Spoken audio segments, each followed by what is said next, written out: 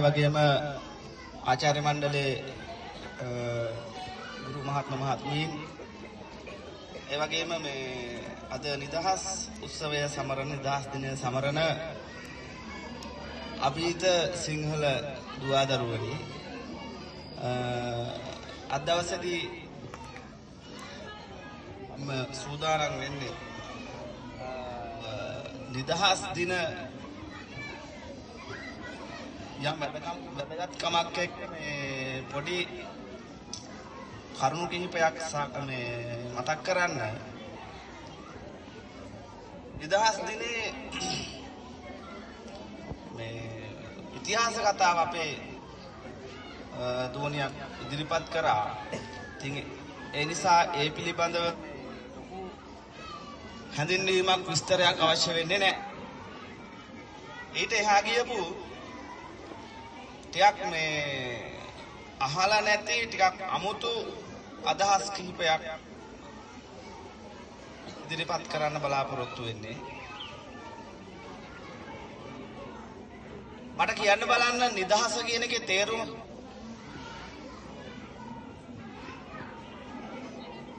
දැන් අද උදේ රැස්වීම සූදානම් කරලා ඒ වගේම මේ දැන් අවුරුදු ගානක් තිස්සේ නිදහස් උත්සව බලලා තියෙනවා දැකලා තියෙනවා.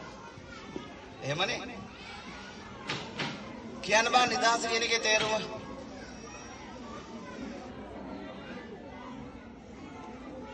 නිදහස. දන්නේ නැහැ. ඔලහ ළමයි.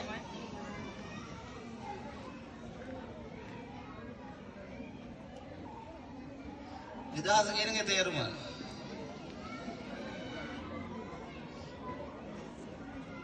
වැඩි වේලාව ගන්න ඕනේ නැහැ මම දන්නවා ඕගොල්ලෝ. දැනගත්තා සමහරට කියන්නේ ඒ තරම් ලැජ්ජ බයට හැදින්න අපේ ළමයි ටිකක් නෙන්නේ. මේ නිදහස කියන්නේ නිදාස කියන වචන එකතු වෙලා තමයි නිර්මාණය වෙලා තියෙන්නේ. නිදහස කියන්නේ දාසභාවයෙන් මිදුණු කියන එක. දාසභාවයෙන් මිදුණු. නිවහල් කියලා වචනෙකුත් තියෙනවා ඔකටම අදාළ. වහල් භාවයෙන් මිදුණු කියන අදහසක් තියෙනවා ඒකේ. එතකොට දැන් අපි නිදහස් දිනයක් සමරනවා. පෙබරවාරි 4. මේ පෙබරවාරි 4 නිදහස සමරන්න හේතුව මොකද්ද? සුද්ධ අපේ රටෙන් අපේ රටේ අයිතිය අපිට දීලා ගියේ කවද්ද?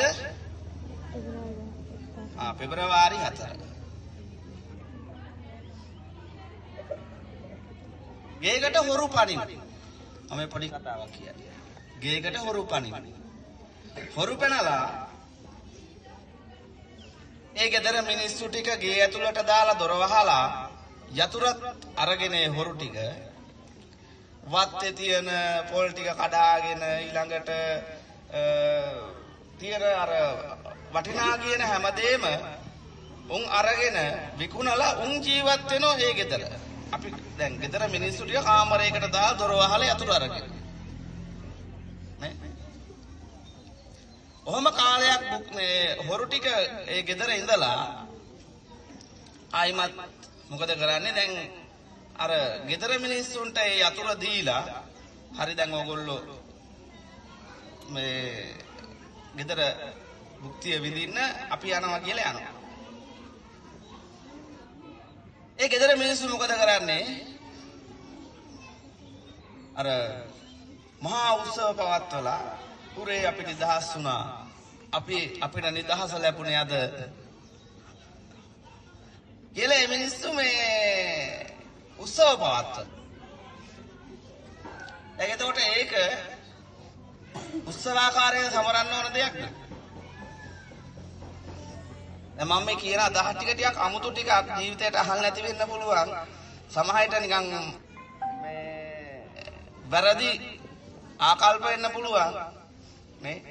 නමුත් මට අවශ්‍ය වෙන්නේ යම් අලුත් චින්තනයක් අලුත් දෙයක් ඔයගොල්ලන්ට දැනුවත් කිරීමක් විතරයි. ඒ නිසා මම මෙහෙම කියන්නේ. නැත්තම් වැරදි වැටහීමක් එන්න පුළුවන්. ඒ නිසා සුද්ද අපිට නිදහස දුන්නා නෙවෙයි. හරිද?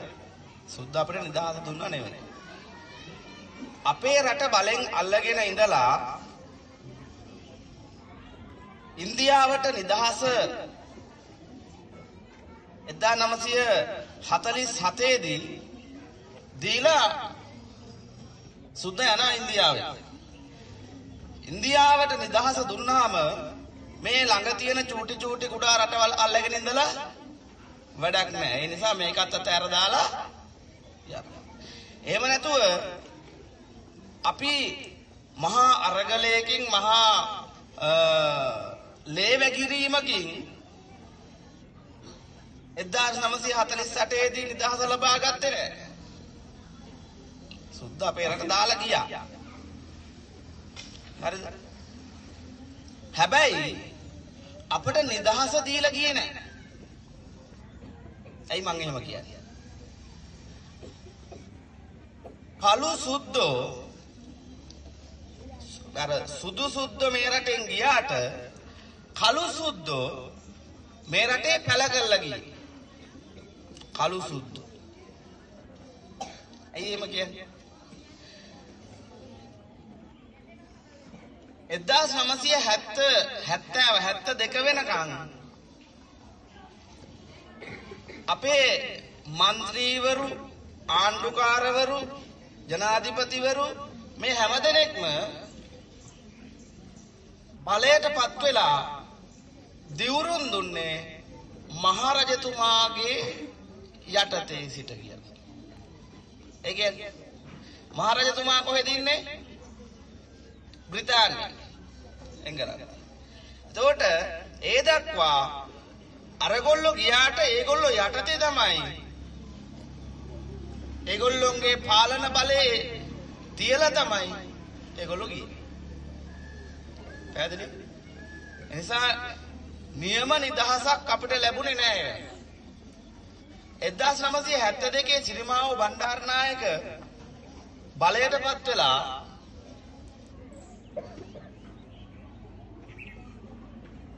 මැයි 22 දිනය ජාතික දිනයක් බවට පත් කරනවා. නැත්නම් ජනරජ දිනයක් බවට පත් කරනවා. ජනරජ දිනයක් බවට පත් කරනවා. එතකොට 1977 වෙනකන් මේ අද දවස නැත්නම් හෙට දවස නැත්නම් ඒ කියන්නේ පෙබරවාරි 4 දිනය සමරුවේ නැහැ. සමරුවේ අර ජනරජ දිනය. හරිද? නැවත ජේ.ආර්. ජයවර්ධන බලයට පත්වීමත් එක්ක අර සුද්දෝන්ගේ මතවාද ටික නැවත එනවා. ආයිමත් අර ජනරජ දිනය අමතක කරලා නිදහස් දිනයේ විදියට පෙබරවාරි 4 දිනය සමරනවා. හරිද? ඒ වුණාට අපි තවමත් නිදහස් ජාතියක්ද? අපි තවම හිතන්නේ පතන්නේ සුද්දොන්ට ඕන විදියට. නේ? අපි අඳින්නේ, අපි කන්නේ බොන්නේ, අපේ ආහාර සම්ප්‍රදාය, ඒ රටාවන් හැම දෙයක්ම අපි බලාපොරොත්තු වෙන්නේ සුද්දට ඕන විදියට. උදාහරණයක් විදියට මම කියන්නම්. දැන් අපි ඉස්සරහින් ඉන්න අපි ටිකක් ඉන්නවා ඊළඟට ඔතන ඉන්න ඕගොල්ලෝ ටිකක් ඉන්නවා. දැන් ගේ ළමයි ටයි දාලා තියෙනවා. ඊළඟට අපි සපත්තු දාලා මේ නිකන් අපි හිතනවා මේ අර වැදගත් විදියට නිකන් එහෙම ඇඳලා පැඳලා එනවා අපි කොහේ හරි යනකොට අපි එහෙම එනවා. මේ ඇඳුම පැළඳුම කාගේද? සුද්දාගේ ඇඳුම පැළඳුම. සුද්දොන්ට ඒ රටේ සීතලයි. ඒ නිසා ටයි කෝට් පොරවගෙන ඊළඟට බිම සාමාන්‍යයෙන් ඇවිදින්න බෑ. සපත්තු දාලා එහෙම තමයි ඒගොල්ලෝගේ ඇඳුම නිර්මාණය වෙලා තියෙන්නේ. අපි ඒක මාර වැදගත්.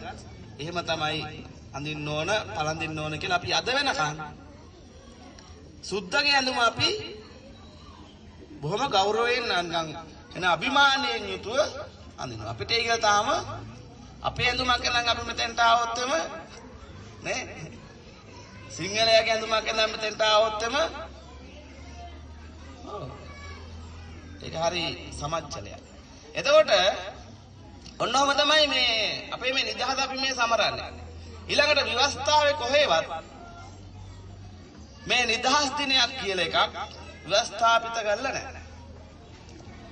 ඉංග්‍රීසි පිටපතේ එක තැනක තියෙනවා. ඒ කියන්නේ අපේ ව්‍යවස්ථාවේ ඉංග්‍රීසි පිටපතක් තියෙනවනේ.